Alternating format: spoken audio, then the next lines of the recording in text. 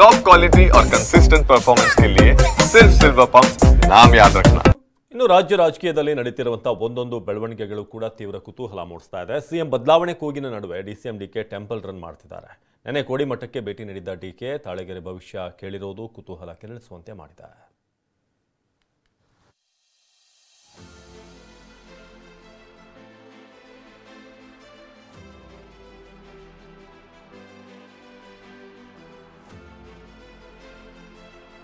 ಮೊನ್ನೆ ನಾಗೇಶ್ವರನ ಸನ್ನಿಧಿ, ನಿನ್ನೆ ಜೇನುಕಲ್ ಸಿದ್ದೇಶ್ವರ ಸ್ವಾಮಿ ದರ್ಶನ.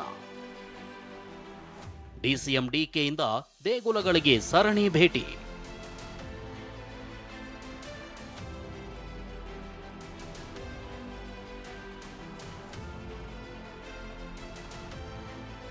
ರಾಜ್ಯ ರಾಜಕೀಯದಲ್ಲಿ ಸಿಎಂ ಬದಲಾವಣೆಯ ಗಾಳಿ ಸದ್ದಿಲ್ಲದೆ ಬೀಸೋಕ್ ಶುರುವಾಗಿದೆ.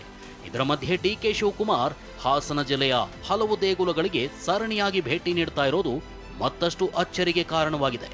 3 ದಿನಗಳ ಹಿಂದೆ ಚನ್ನರಾಯಪಟ್ಟಣ ತಾಲೂಕಿನ ನಾಗರನವಿಲೆಯ ನಾಗೇಶ್ವರನ ಸನ್ನಿಧಿಗೆ ಭೇಟಿ ನೀಡಿದ್ರು.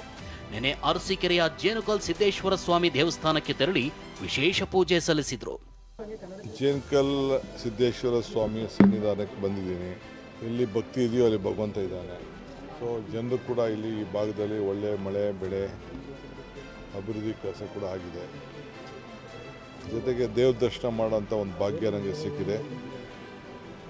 ಮತ್ತೆ ನಾನು ಬರ್ತೀನಿ. ಬಳಿಕ ಕೋಡಿಮಠಕ್ಕೆ ಭೇಟಿ ನೀಡಿದ ಡಿಕೆ ನೀಲಮಜ್ಜಯ್ಯ, ಶಿವಲಿಂಗಜ್ಜಯ್ಯರ ಗದ್ದುಗೆ ದರ್ಶನ ಪಡೆದ್ರು. ನಂತರ ಶ್ರೀಗಳನ್ನ ಭೇಟಿ ಮಾಡಿ ಮಾತುಕತೆ ನಡೆಸಿದ್ರು. ಇದೇ ವೇಳೆ ಅರ್ಧ ಗಂಟೆಗೂ ಹೆಚ್ಚು ಕಾಲ ತಾಳೆಗರಿ ಭವಿಷ್ಯ ಕೇಳಿದ್ದಾರೆ. ಭವಿಷ್ಯ ಕೇಳಿ ಡಿಕೆ ಹೊರಬರ್ತಿದ್ದಂತೆ ಅಭಿಮಾನಿಗಳಿಂದ ಮುಂದಿನ ಸಿಎಂ ಘೋಷಣೆ ಮೊಳಗಿದೆ.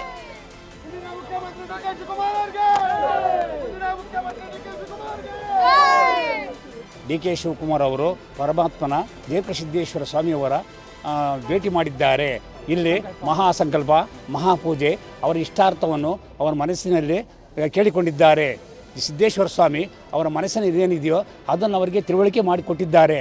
ಅದು ಯಾರಿಗೂ ಗೊತ್ತಿಲ್ಲ. ಶಿವಕುಮಾರು ಮತ್ತು ಅಜ್ಜಯ್ಯರು ಅವರಿಗೆ ಉಂಟು. ಅವ್ರ ಮನಸ್ಸಿನಲ್ಲಿ ಇದೆ, ಅವರು ಕೇಳ್ಕೊಂಡಿದ್ದಾರೆ. ಅದರಂತೆ ಎಲ್ಲ ಒಳ್ಳೆಯದಾಗುತ್ತೆ. ಸಿಎಂ ಆಗಲು ಶನಿ ಕಾಟ ಕಡಿಮೆಯಾಗಬೇಕೆಂದ ಸತೀಶ್ ಜಾರಕಿಹೊಳಿ ಮುಂದಿನ ಸಿಎಂ ಎಂಬ ಬೆಂಬಲಿಗರ ಘೋಷಣೆ ಬಗ್ಗೆ ಪ್ರತಿಕ್ರಿಯಿಸಿದ ಸಚಿವರು ಹೋಗಿದ ಕಡೆಯೆಲ್ಲ ಕೂಗ್ತಾರೆ. ಸಿಎಂ ಆಗಲು ಗುರುಬಲ ತಾರಾಬಲ ಕೂಡಬೇಕು, ಶನಿ ಕಾಟ ಕಡಿಮೆಯಾಗಬೇಕು ಅಂದಿದ್ದಾರೆ.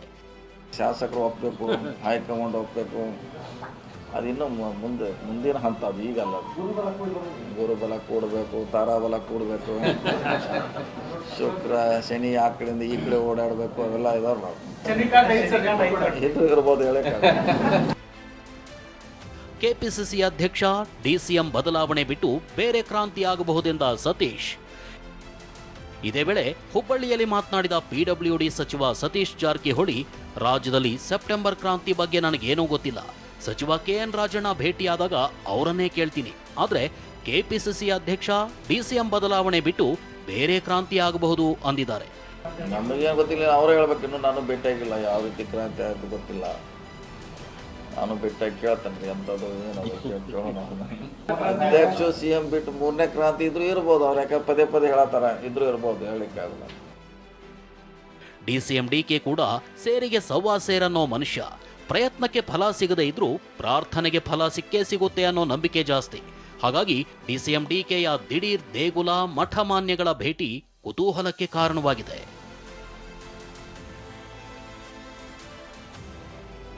Bureau report, TV9.